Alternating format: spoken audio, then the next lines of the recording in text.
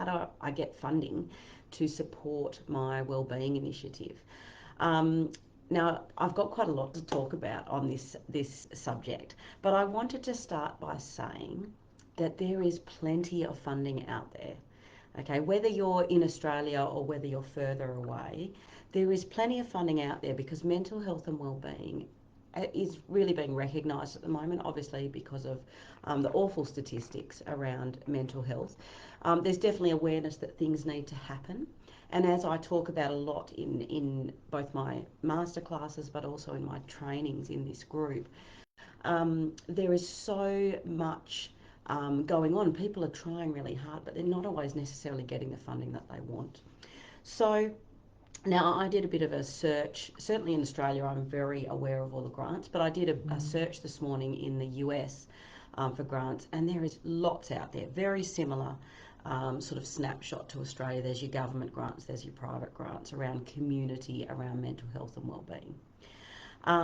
But the thing, and there's not just grant opportunities, but there's also, there's government, like I said, there's government grants and private grants, but there's also sponsorship opportunities. There's a lot of businesses who want to actually support community initiatives and wellbeing initiatives because they can see it as being something that's a bit of a priority.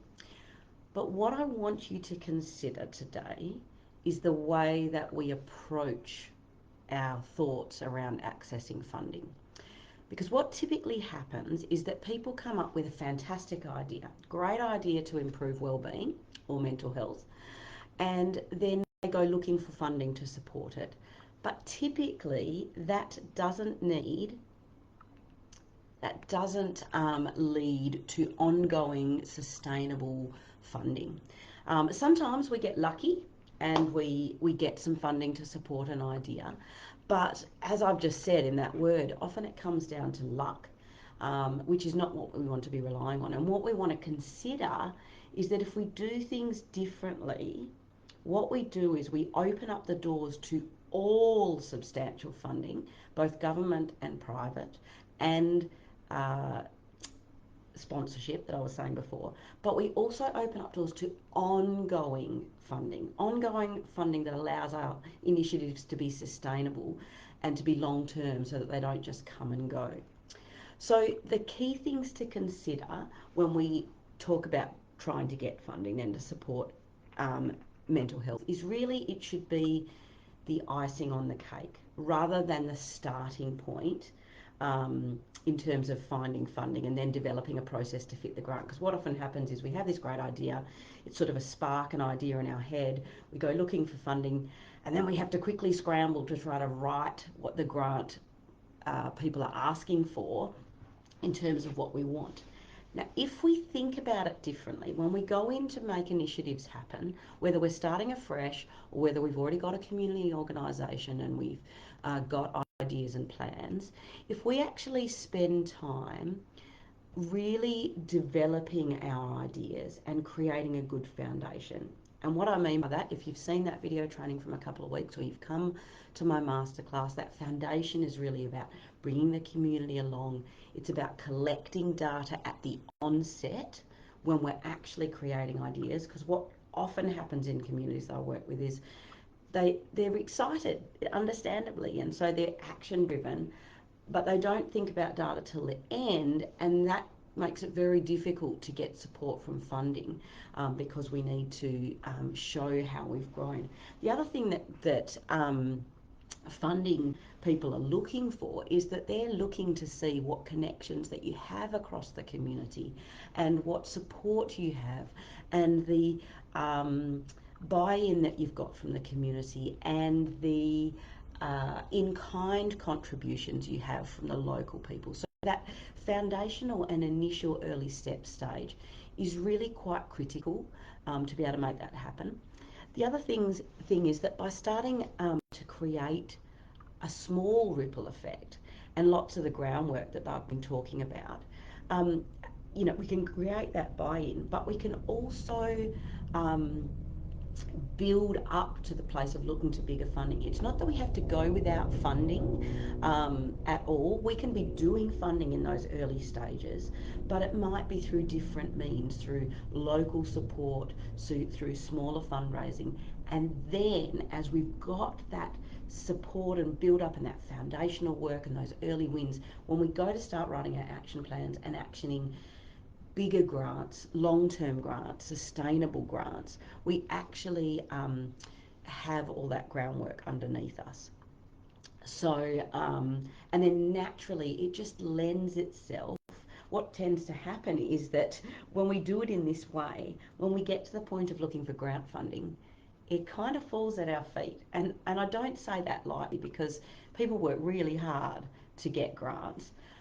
But I've seen this. I've seen it in my own local community. I've seen it in community work that I work with. When you follow this process, this grassroots approach that I'm talking to you about all the time, it when you get to the funding stage, it shouldn't be a hard slog. It should be more about going, this is what we're trying to achieve. Which grants are going to match what I want? Which grants are going to match the things that we're working towards? As opposed to, what grant can I find to match this idea that I've got? And as I said, funding bodies are looking to see community connections. They want to see support for the work that you're doing. They want to see longevity. They want to see all those things that come when you do this foundational work and these initial steps and that really important development that needs to happen in bringing your community along in the process. Now, if we do these things, as we grow our ideas, when we get to stage 3 of that grassroots framework that you would have seen, and if you haven't, jump into the featured section and you'll see it there. When we jump into stage 3 and 4, when we're looking at action planning and writing a community wellbeing plan, which is ultimately where a lot of us want to be because it allows us to access big substantial grants. I've had a community access a $240,000 grant for salary alone. That is incredible in a era where grants are all focused on resourcing. To get a grant that's purely based on salary, to actually give money to people's time who have typically been volunteering in trying to do it all, it's really amazing that that can happen. So when we get to that stage 4, we've then already accessed some smaller funding, and suddenly those doors open up. And I just want to make mention of something that I talked about in my free event this week. When we get to this stage of getting the grants, we really need to remember this very, very important step that I talk about every time I work with a community, every time I work with a local government organisation. You need to pay to get a dedicated grant writer. We all try to do it ourselves. We all try to find time because we're like, we don't have the funds. We can do it. We're well educated. We can try and write these grants. It doesn't work. I've seen it over and over again. When you actually give that, and I say this sort of as a twofold thing because getting a grant writer, you need to have that foundational stuff. You need to have that data. You need to have that action planning stuff that you should be getting to when you're getting to stage 3 and 4. But when you get there, even if you spend a couple of $100s that you've raised through fundraising to pay a grant writer, what they can do is that they can develop relationships with the people providing the grants. They can really understand what they're looking for. They can word it in a way that's appropriate. But it's about a lot more than just the wording. Um, it's about really matching things to your work that you've created. They can create sponsorship plans. It really does change the game. And honestly, I've seen people, I've tried it myself, I've seen other people try it, I've seen communities, local government try it. It doesn't work.